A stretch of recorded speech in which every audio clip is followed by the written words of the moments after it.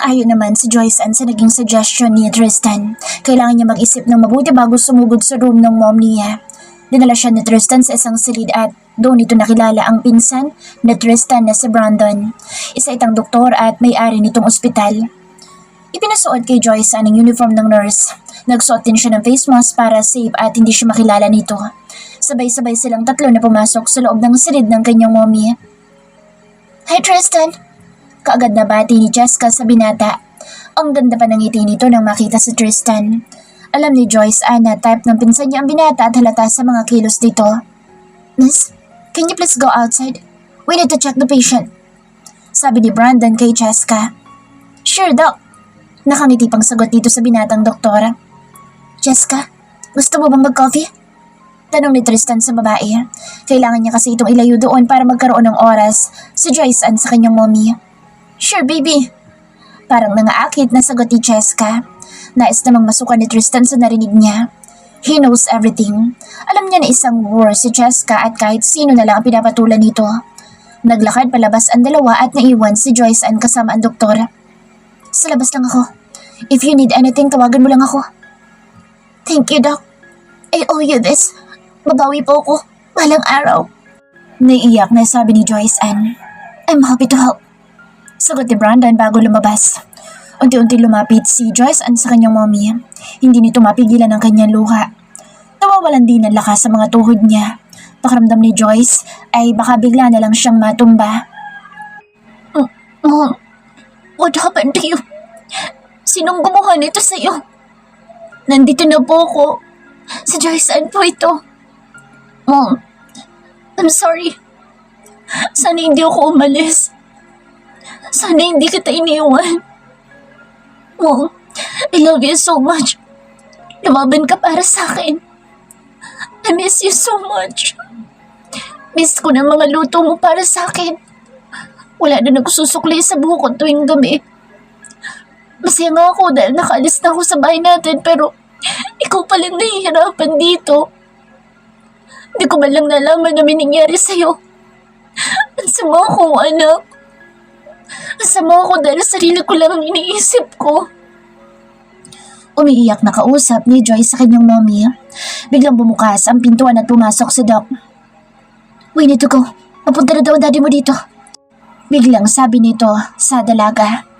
"Oh, babalik po ko. Lumaban po kayo. Mahal na mahal po kita," sabi ni Joyce Ann at hinalikan ng piskin ng kanyang mommy. Inayos ni Joyce ang kanyang sarili. Saktong pagtakip niya sa kanyang bibig ang pagbukas ng pintuan. Nilalamig ang kamay at paa niya nang makita niya muli ang kanyang daddy. Wala pa rin itong pinagbago. Matapang pa rin ang aura nito. "How's my wife, Doc?" tanong nito kay Brandon.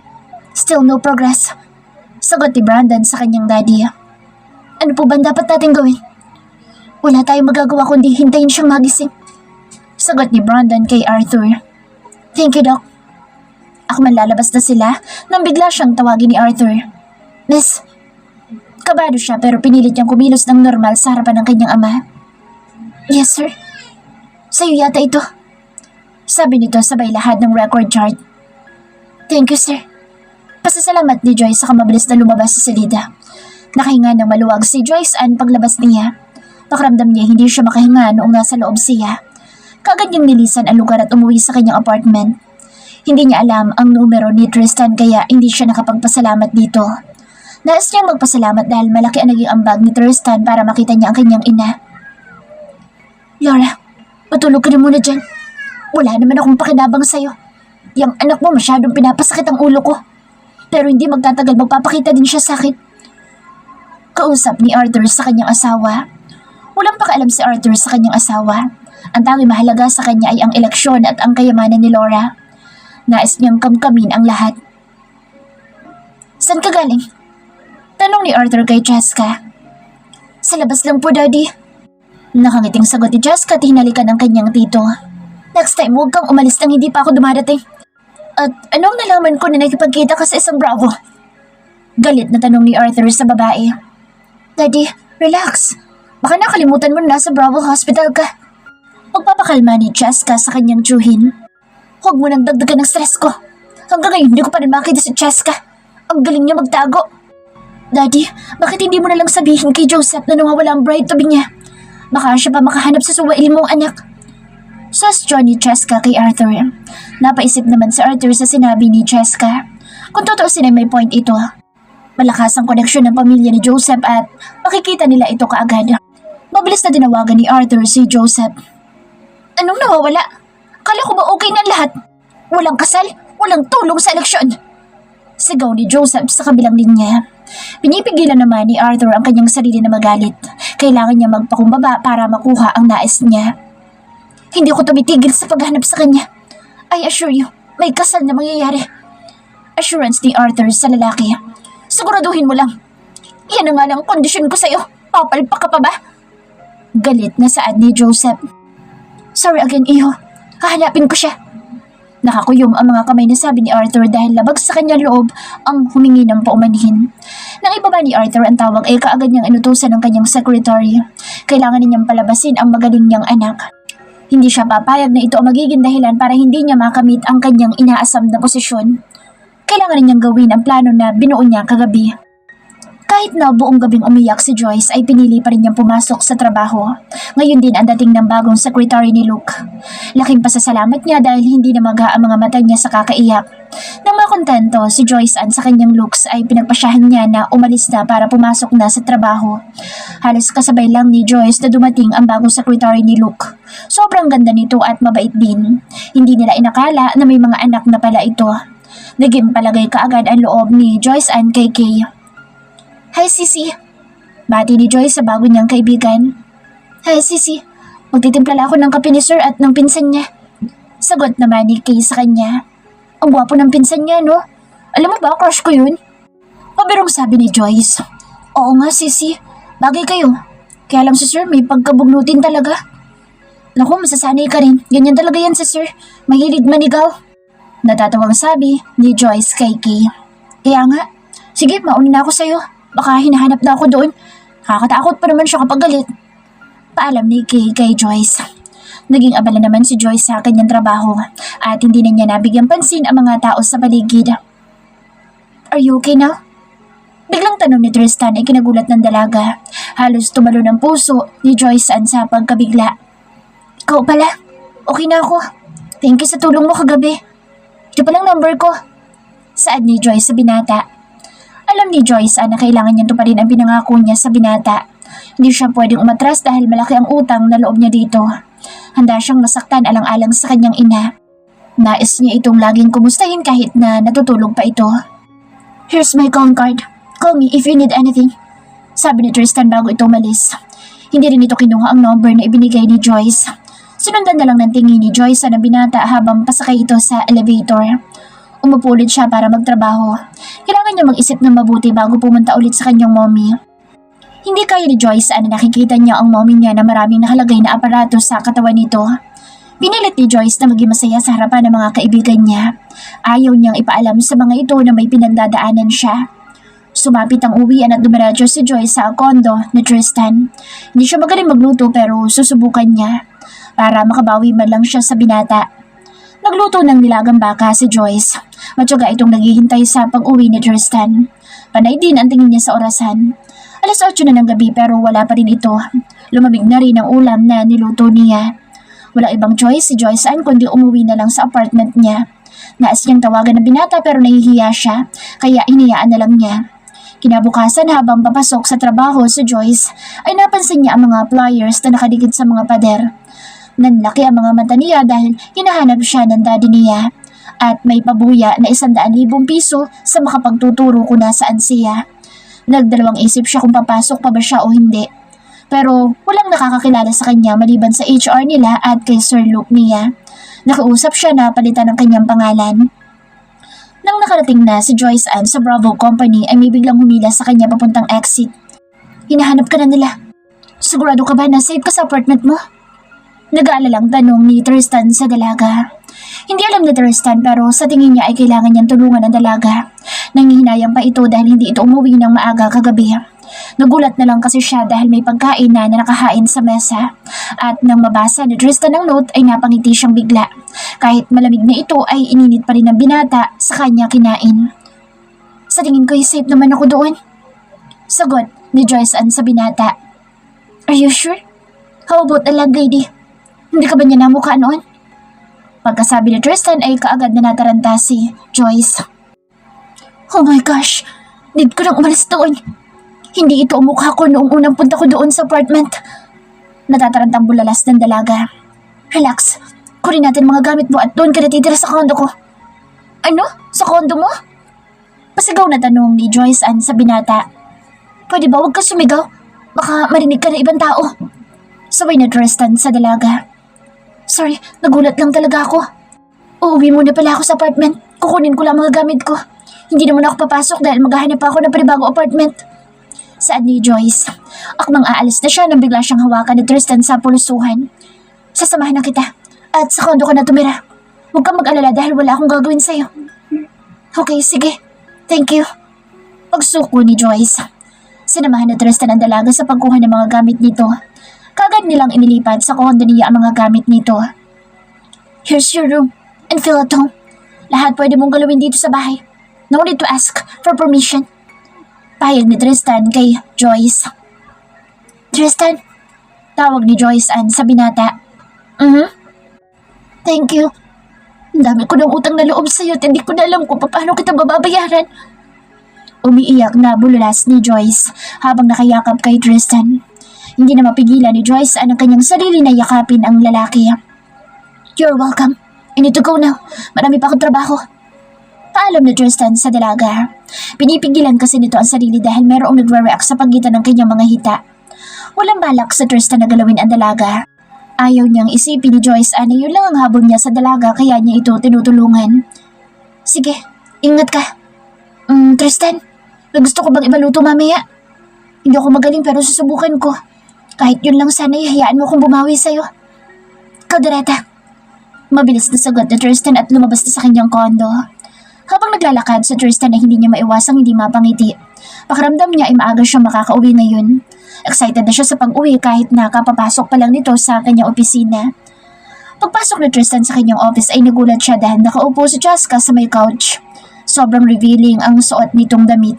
Halos lumabas na ang malalaki nitong dede sa damit nitong suot. What are you doing here? Seryosong tanong ni Tristan sa babae. Tumayo si Jessica at sinalubong si Tristan na isang halik sa pisngi.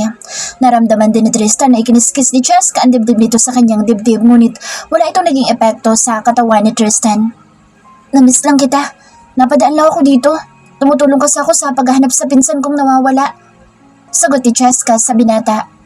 If you don't mind, bakit siya naglayas? Kunwari tanong ni Tristan. Ayaw niya kasi magpakasal kay Joseph.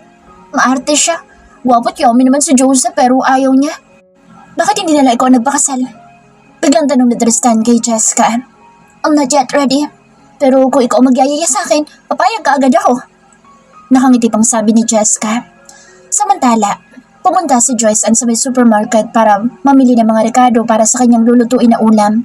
Excited ang dalaga habang namimili pero biglang nasira ang mood niya dahil... Ikaw? Panabay na bulalas ni Joyce Ann at Jessica. Kahit kailan talaga tanga ka. You're so stupid. Galit na sambit ni Jessica. Stupid ka rin. Malandi. Sa sobrang inis ni Joyce Ann ay pinatulan na niya si Jessica. Baka hindi mo kilala sinasabihan mo niyan. Kahit sino ka pa, wala akong pakaalam. At pwede ba, ikaw lang naman ang palaging bumabangga sa akin. So it means, ikaw ang tanga. How could you? Tigilan mo ako sa pag-i-English mo. Alam ko namang bobo ka at lahat ng grades mo noon, nilandi mo lang mga prof mo. Anong sabi mo? Walang hiya ka, ang kapal na mukha mo. Galit na sigaw ni Jessica sa babaeng kaharap niya.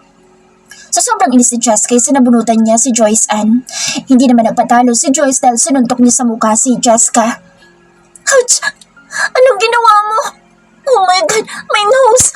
Kakapayos ko lang nito. Irereklamo kita. Makikita mo. Isusubok kita sa tito ko! Galit na galit si Jessica habang hawak ang ilong niya. Hindi naman pinansin ni Joyce ang mga sinasabi ni Jessica. Nagpatuloy ito sa pamimili kahit na galit si Jessica. Nang makapagbayad na kaagad na naglakad si Joyce ang papunta sa parking lot. Ipinagamit ni Tristan ang isa niyang kotse kaya hindi na kailangan ni Joyce na mag-commute papasok at pauwi sa trabaho. Pero habang naglalakad si Joyce papalapit sa kotse, ay nagulat siya dahil may biglang humila sa kanya at tinakpan ang bibig niya. Don't make any noise. Bulong ni Tristan sa tenga ni Joyce. Nang malaman ni Joyce na si Tristan ang humila sa kanya ay nanatili itong tahimik. Tinapik niya ang kamay ng binata dahil hindi na siya makahinga. Kaagad namang tinanggal ni Tristan ang kanyang kamay sa bibig ni Joyce Ann. Bakit ka nandito? Pabulong na tanong ni Joyce Ann sa binata. Cheska called me. What have you done? Pabulong na tanong ni Tristan sa dalaga. Binangga niya ako tapos sinilan niya buhok ko. Sa sobrang inis ko, sinuntok ko mukha niya. Naiinis na kwento nito sa binata. Lihim namang napangiti si Tristan sa kanyang narinig. Ang buong akala niya mahinhin lang si Joyce. Hindi din inaasahan ni Tristan na marunong pala itong manuntok. Sige na, puntahan mo na siya.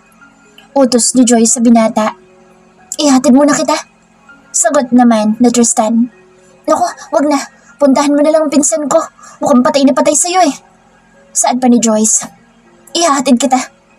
Nakakunot ang noon at sabi ni Tristan. Ang kulit mo din. Sabing kay... Hindi na natapos ni Joyce ang sasabihin niya dahil sinakop na ni Tristan ang labi niya. Nagulat siya sa ginawa ng binata pero kalaunan ay tumugon din siya sa halik nito. Isang protesta mo pa? Aangkinin kita dito. Pananakot ni Tristan sa dalaga. Sabi ko nga, ihatid mo na ako. Ano pang hinihintay mo dyan? Sabi ni Joyce Ann at nauna na itong pumasok sa loob ng kotse. Napangiti naman si Tristan dahil mukhang natakot ang dalaga sa pagbabanta niya. Sumunod si Tristan sa sasakyan at siya na nagmaneho. Naging tahimik si Joyce habang nasa biyahe sila kaya hindi na ito kinausap ni Tristan. Sa tingin niya nagpapanggap lang ito na malakas pero nababalot ng kalungkutan ng buong pagkatao nito. Kaya naisip ni Tristan na kailangan niya itong alagaan. Siguro ay nakikita niya dito ang dati niyang nobya. Kagad din niyang ibinaksi sa isipan dahil masakit pa rin tuwing naalala niya ito. Salamat sa paghatid. Hihintayin kita mamaya. Nakangiting sabi ni Joyce kay Tristan. Uwi din ako kaagad. Sagot nito bago ito umalis. Sige, ingat ka. Nagmaneho ng pabalik sa grocery ang binata. Pagkarating ni Tristan sa grocery ay kaagad siyang niyakap ni Cheska habang umiiyak ito. Thank you for coming. Umiiyak na sabi ni Cheska habang nakiyakap kay Tristan. What happened? Nasaan ang gumawa nito sa'yo? Sunod-sunod na tanong ni Tristan kay Cheska kahit na alam na niya anong nangyari. Naalala mo yung girl sa mall? Siya pa din ngayon. Ipakukulong ko siya. Tristan, help me to find her. Umiiyak na sabi nito. Bakit hindi mo inireport kaagad kanina? Hindi ko na nagawa dahil masakit ang nose ko. At wala man lang may tumulong sa akin. Where's your bodyguard? Tanong ni Tristan dahil alam niya na pinaabangan ni Cheska si Joyce Ann kanina habang papasok siya sa loob ng grocery. Pinauwi ko kasi siya kanina dahil may kailangan siyang gawin. Pagsisinungaling ni Cheska. Okay, ihatid na muna kita sa ospital. Sabi ni Tristan sa babae. No, I mean sa kondo ko na lang. Doon mo na lang ako ihatid. Sabi ni Cheska. Okay. Bali walang sagot ni Tristan. Thank you, Tristan. You're my savior. Tanging ngiti lang isinagot ni Tristan sa babae. Pagkaalis ni Tristan ay kaagad naman pumasok si Joyce sa loob ng building. Pumasok siya sa loob ng elevator pero may biglang pumigil sa pinto. Nakaramdam ng pangamba si Joyce dahil kasabay niya si Joseph. Sumiksik si Joyce sa pinakasulok ng elevator para hindi siya mapansin ni Joseph. Any update? Tanong ni Joseph sa secretary nito. Wala pa rin po. Hindi pa rin nila nakikita si Joyce. Masyado na ako naiinip. Ang bagal talaga na matanda na yun. Call him at sabihin mo na may natitira na lang siyang 1 linggo. He needs to bring his daughter to me. Huwag niyang hintayin ako pa maghanap sa anak niya. Utos ni Joseph sa kanyang secretary. Okay, sir. Sagot naman ito kay Joseph. Walang pakialam si Joseph kung marinig man siya ng kasabay nila sa elevator. Lahat kaya niyang patahimikin kung gugustuhin niya kahit pa ang matandang Arthur. Kaya din niyang alisin sa buhay niya. Isa lang naman ang nais ni Joseph. Yun ay si Joyce. Matagal na siyang baliw sa dalaga. Labis siyang nasaktan dahil binastad siya nito. Binastad siya ng isang nerd. Pagbukas ng elevator ay kaagad na lumabas si Joyce Ann. Natatakot na siya sa mga naririnig niya mula kay Joseph. Mukhang gustong-gusto siya nito. Naisip niya na baka galit ito dahil binastad niya ito noon. Hindi alam ni Joyce Ann kung paano siya nakarating sa kondo ni Tristan. May pangamba man ay pinilit niyang magluto para sa pagdating ni Tristan ay may pagkain sila. Hindi mapigilan ni Joyce Ann ang kanyang sarili dahil pagkapasok pa lang na Tristan ay kaagad niya itong niyakap. Humikbi ito sa dibdib ng binata. Pakiramdam ni Joyce Ann ay ligtas siya kapag sa Tristan ang kasama niya. What happened? Why are you crying? May nanakit ba sa'yo? Sunod-sunod na tanong ni Tristan sa dalaga. I'm scared. Paano kung matagpuan nila ako? Nakasabay ko si Joseph kanina and he's desperate. Gusto niya akong pakasalan. Ayoko. Hindi ko siya mahal. Hindi ko kaya magpakasal sa lalaking yun.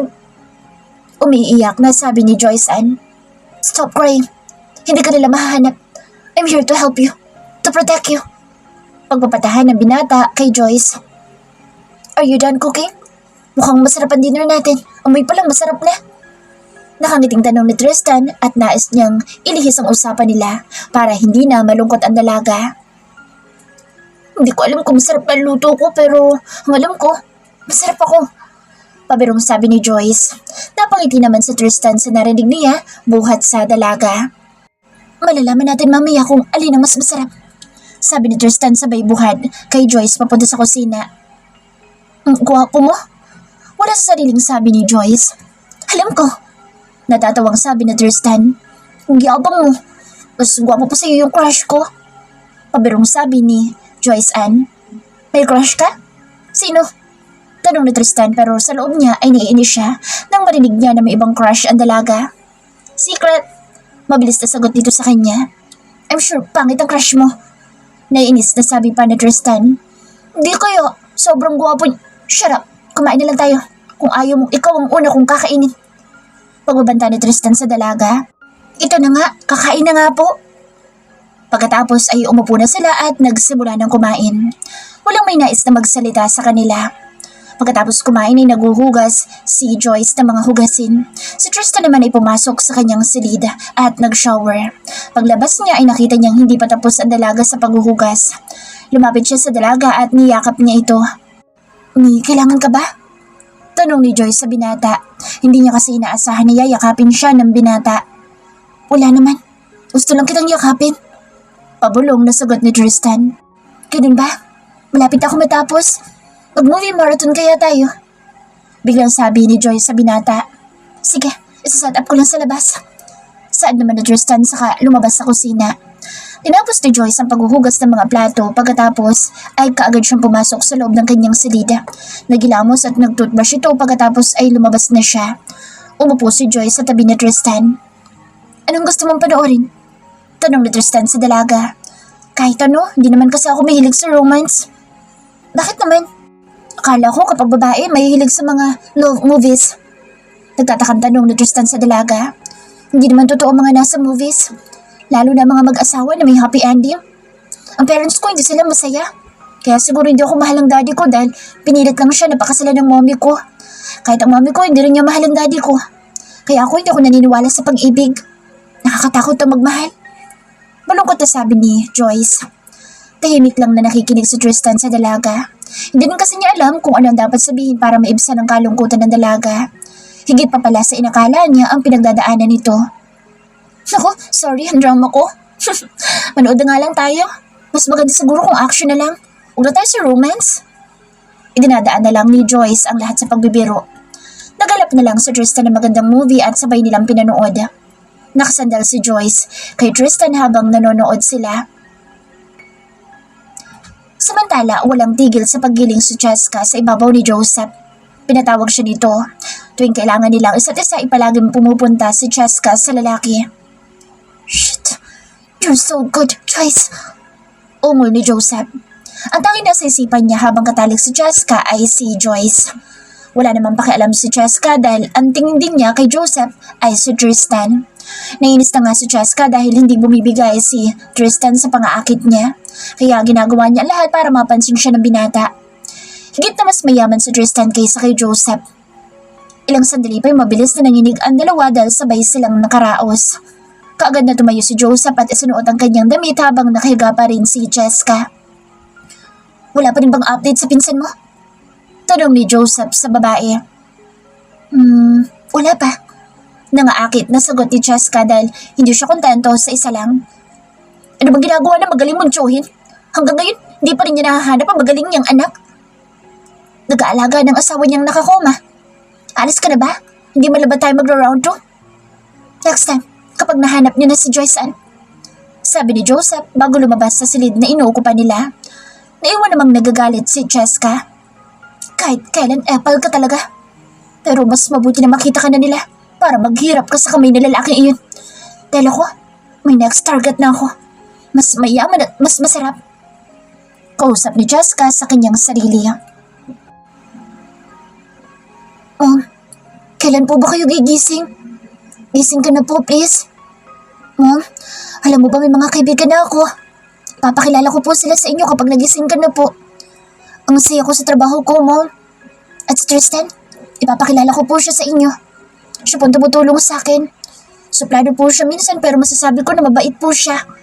Ang gwapo niya. Kung magkakaroon man po ako ng boyfriend, siya pong gusto ko. Kausap ni Joyce Ann sa kanyang mommy. Dumala ulit siya sa ospital. She wants to check her mom's condition. Ang sabi kasi ni Brandon ay wala pa ring improvement sa kondisyon ng kanyang mommy. Pero hindi nawawala ng pag-asa si Joyce.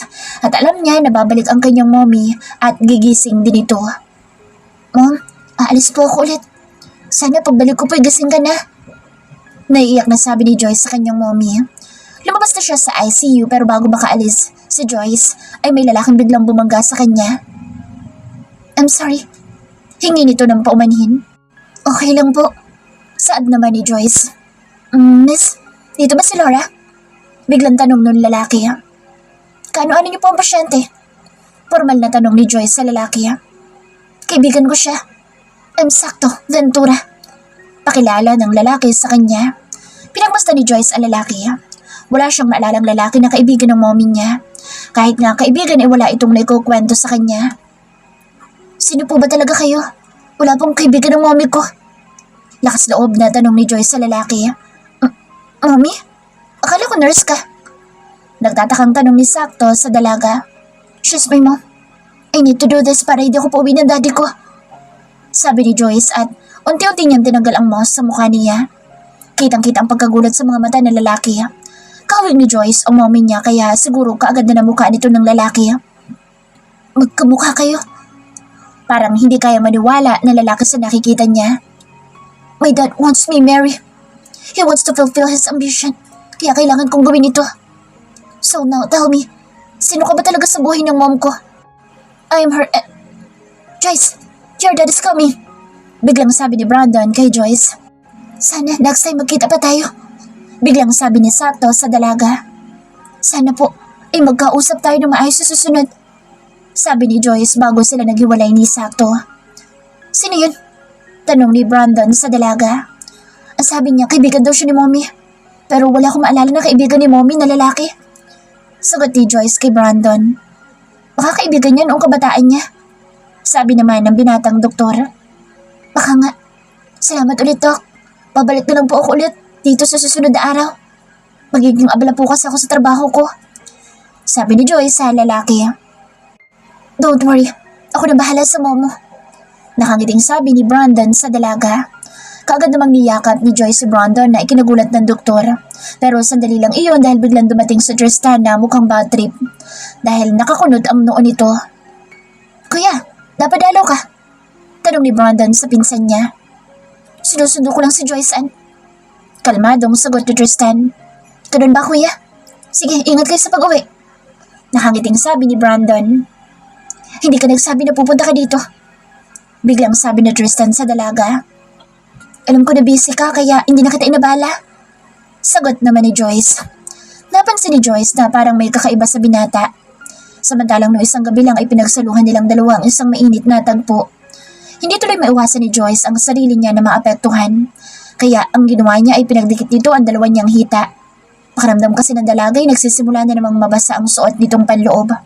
After kasi ng movie night nila, ay pinagsaluhan nilang isang napaka-wild na gabi. Are you okay? Tanong ni Tristan sa dalaga dahil napansin niya na hindi ito mapakali. Okay lang ako. Sagot naman ito. Napalunok naman si Tristan nang makita niya ang makinis na hita ng dalaga.